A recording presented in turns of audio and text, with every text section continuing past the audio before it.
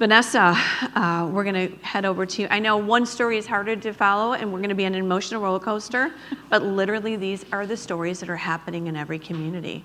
So Vanessa is from Florida. She's a mom of two, and she also has an incredible story to share. Yep. Just wow, Taryn. Thank you for not giving up. God does answer prayers. Yes. Amen. Yep. Amen. Good evening, everyone. My name is Vanessa Faura. When I was 9 years old, my family and I migrated legally from Peru to the United States. It took my parents 7 years and all of their savings to obtain legal residency in this great country. As a child, I dreamed of meeting Michael Jackson, Mickey Mouse, and even becoming neighbors with Punky Brewster. I'm aging myself here. But reality struck when we arrived at a graffiti-painted building in the Bronx. Life was difficult at first. I'd watched my parents juggle 2 jobs each, and I couldn't help but wonder about their why. Why they left everything behind. Our family, neighbors who were like family, our traditions, our culture, our way of life. But they protected us from their struggles and made sure we were safe and fed.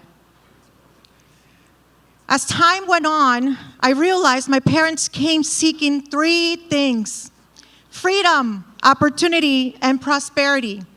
Freedom because back in our country, the government was growing more controlling, opportunities were scarce, and prosperity was out of reach.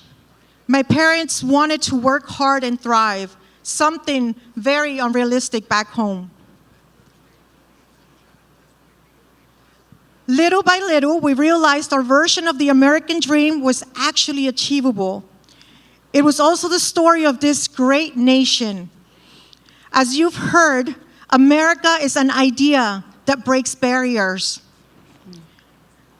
Among them is the belief that all people are created equal and have God-given rights: life, liberty, and the pursuit of happiness.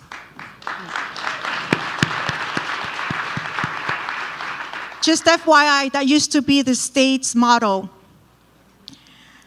We didn't know these American principles until at 18, I fulfilled one of my greatest aspirations. I became an American citizen.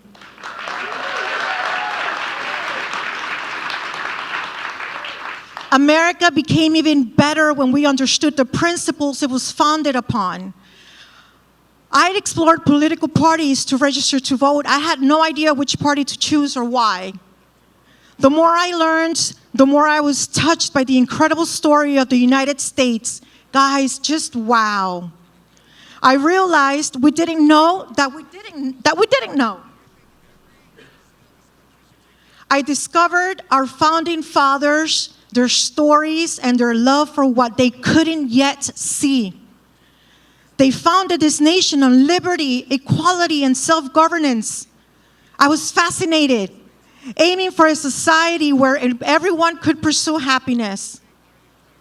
Unfortunately, today, I see challenges threatening these very ideals. Movements seem to undermine the freedoms we hold dear. Calls for increased government control, restrictions on free speech, policies that hinder economic opportunity, and even many are advocating to violate the very sanctity of life under the false pretense of women's rights. This isn't about one side versus another. That's right. It's about defending the ideals that keep us moving forward as intended. The principles and values that made this nation the greatest on earth are the very foundation keeping us standing and fighting for what is right. Fighting for the truth that made our country extraordinary.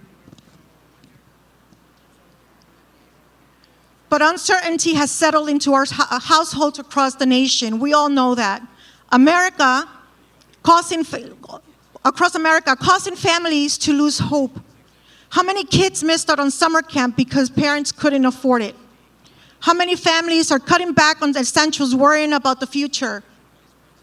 How many dreams are being deferred because the path forward is unknown and unclear?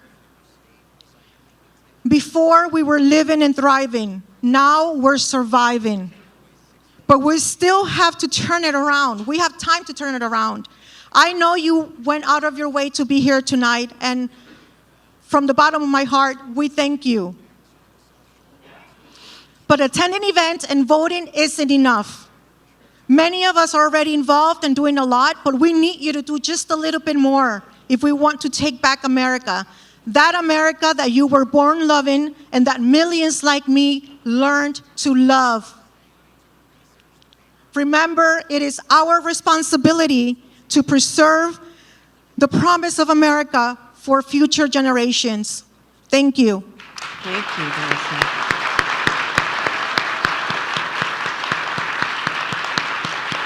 Thank you, Vanessa.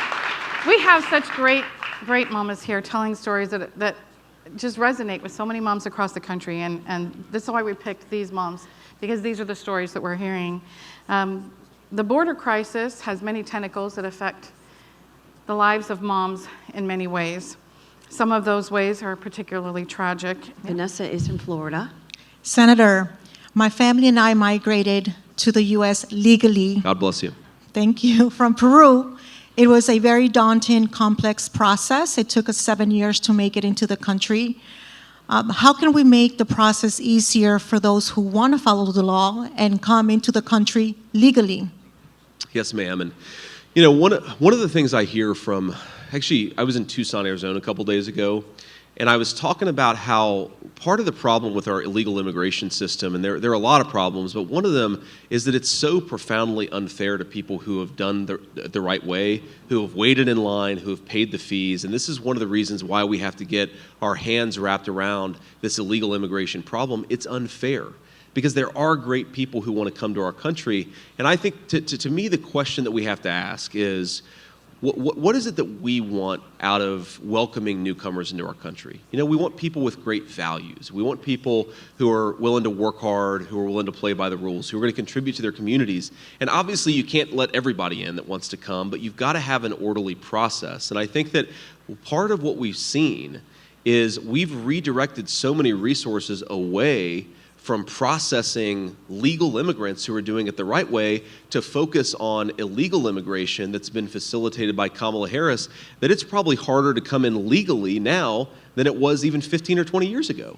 So we ought to devote the resources that are for processing legal immigrants to legal immigrants, and not to this completely broken system that we have under Kamala Harris. So it's border security first, make sure we secure that southern border, and then I think we actually free up a lot of resources to focus on the legal immigration issue in our country. Thank you.